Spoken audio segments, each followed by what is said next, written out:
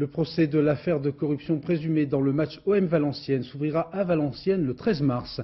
Parmi les 6 personnes mises en examen, Bernard Tapie, alors président du club, contre lequel le procureur Éric de Montgolfier a requis des charges plus lourdes que prévues. Précision avec Benoît Gadret.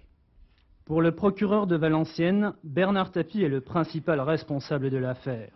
Éric de Montgolfier requiert le renvoi de l'ex-président de l'OM devant le tribunal correctionnel pour les 3 volets du dossier.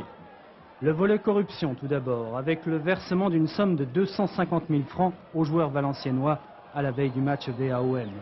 Le procureur considère que Bernard Tapie a une grande part de responsabilité, même si ce dernier l'a toujours nié.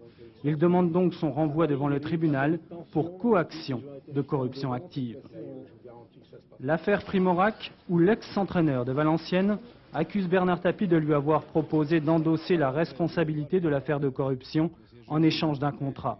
Bernard Tapie a fourni un alibi, Jacques Mélic, alibi mis à mal par l'instruction. Aussi, le procureur demande que Bernard Tapie comparaisse pour subornation de témoins. Enfin, pour Éric de Montgolfier, Bernard Tapie a bien fait pression sur Jean-Jacques Edli pour qu'il revienne sur ses accusations. Même si le joueur s'est rétracté, le procureur requiert là aussi le renvoi devant le tribunal pour subornation de témoins. Restent les 5 autres personnages clés de l'affaire.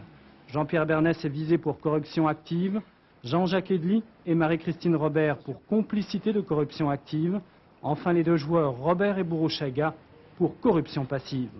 Le juge Béfi suivra-t-il les réquisitions du procureur? On devrait être fixé dans les prochains jours.